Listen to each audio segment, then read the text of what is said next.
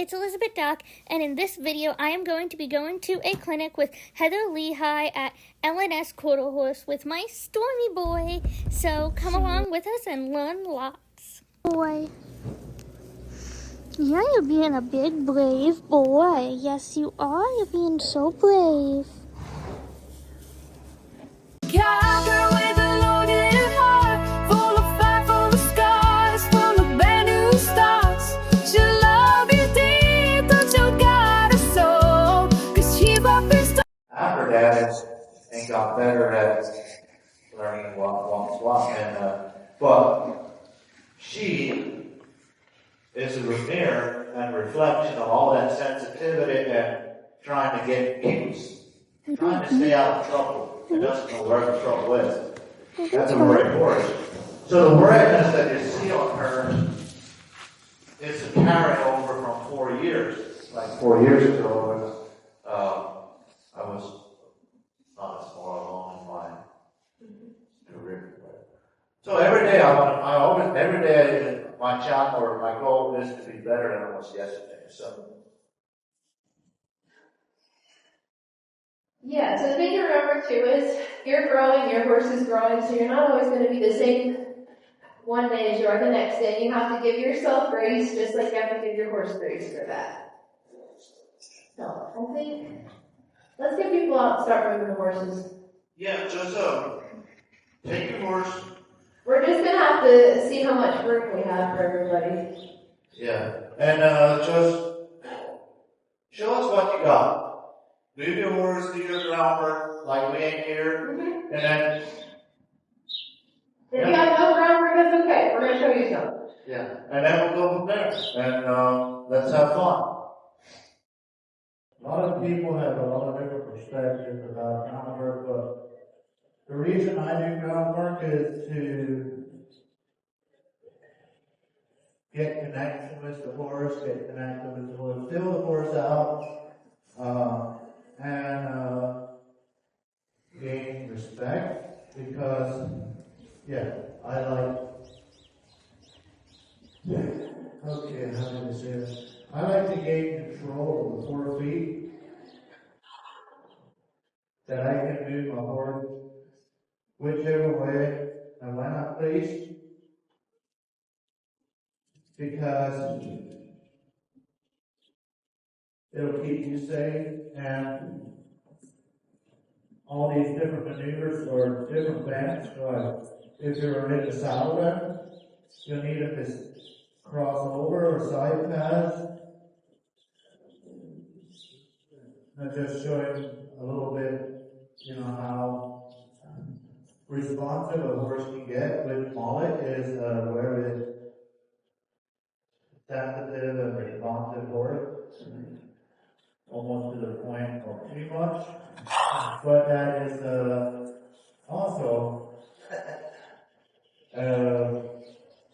depending on the hammer, because so 2 horse trainers came together, which was me and Heather, and she is not using, or she doesn't, my perspective was 1, 2, 3, move, and she almost got oversensitive, kind of, or she got worried. So I don't want my horses lazy, but I don't want them worried either. And then Heather, her horses are not worried about their energy and stuff. But then sometimes they almost have to motivate it because they kind of, what do you call it? Lazy? They're not lazy. They're not lazy, they're just not motivated. You have to you ask them to do something and they're like, I'll do it in a minute.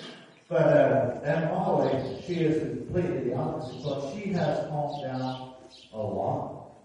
She used to be, as quick as I put any energy on, she just got worried about it. She was very responsive, but we don't want it to be to the point of. So that's the 2 perspectives that we've got, and somewhere in the middle is where we want to work with. So the thing is, perspectives of what we're looking for. I was really looking for connection, for the horse to feel that they're safe with me, that I'm their person. And Ferris was much more worried about movement, the maneuvers, the behavior, all of things. So us coming here, we've been trying to like help balance each other out. So this clinic, you're going to see a little bit of that. Us balancing each other out. At least we're going to try to. Correct. Here you go. You want to show what you were talking about? So when I'm working with a horse, I'm not for maneuvers nearly as much as he is. I want to know where this horse is brain is at. Is it comfortable with me? Is it relaxed with me? Does it think I'm the same place? So if you look at Molly right now, by her body language, what does she say? Any thoughts? What's that? Maybe answer. No, she's okay. She's okay, but has she stepped towards me? No. Does she kind of like keep her eye on me? She's like, I know I'm supposed to be okay with people. There, that's better though. With her relaxing her head, lowering her head, that's her accepting me more. And she's like, okay, this is okay. And then she's free to move. But in the beginning, when we start working Molly, a lot of times she's like, okay, what's expected of me? What do I need to do to stay out of trouble, for you to not get upset with me, to not overpressure me, because I'm going to be on top of everything as much as I can so I don't get in trouble. She's trying to teach mom. So when I start with the horses, I do a lot of just relaxing, breathing. Yep, there she's chewing. I like seeing that because anytime a horse licks or chews, they're working their jaws, they're working saliva that releases all the chemicals down the relaxing things, the dopamine and serotonin come then.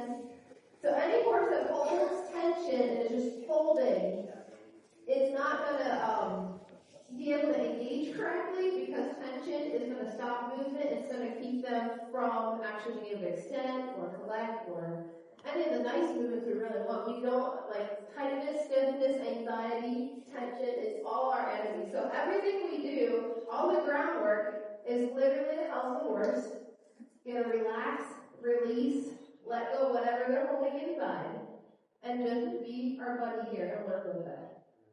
There you go. That's all good.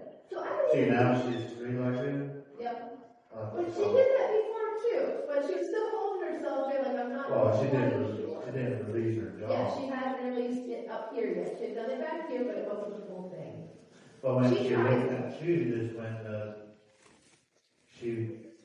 that's the reason they relate is because when they get relaxed enough, the muscles relax enough, the dopamine releases up in their whole area, and they will drool and drip as they chew. So literally, a horse keeping his head up will not be able to relax and release those chemicals, which is why we like to have a horse with a level top line. The head set is just nice and level because it actually helps chemically. Right?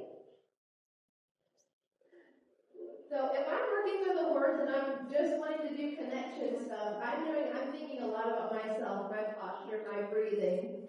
And it sounds crazy, like you're breathing, but when I hold tension inside of myself, she's going to do it too because our horses mirror us. And you can actually go along, and I'm nervous doing this too, so the further I go along, the better I'm getting, the more I'm breathing out. What does she do? She's going, and breathing out too, right? She's trying to release when she knows I am.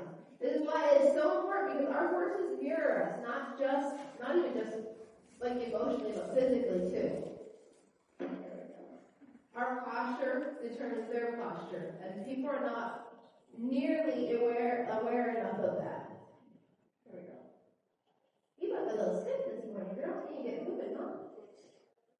So I'm going to probably have you guys start with some lunging to get some movement. Molly doesn't even really lunge. Ferris doesn't do that much with her. So she's like, I think I got to keep two eyes on you, and I don't know how to do this because I've got to keep two eyes there. So I'm just going to put your relax and move it up. Good. Every time she gets that movement, that free flow, I'm going to just relax my posture and quit pushing. You can keep going. But see, her big thing is she's worried that she's not doing it right for me, and she's going to stay facing me. It's all right. That is how she learned to be okay and safe, that she had 2 eyes on you. And that's something I don't know why. I guess, I worked for, last summer I worked for a trainer, and we had between him and me, we did 20 ortho. Well, he had 20 ortho in at a time. So I don't know, we didn't do every one of them all the time, but I used to do AC, used to do 10, so we did 18, yeah. But what we look for, see, I just learned about this connection that she's talking about when I met her in a deeper level, so we had some kind of connection, but not to this level.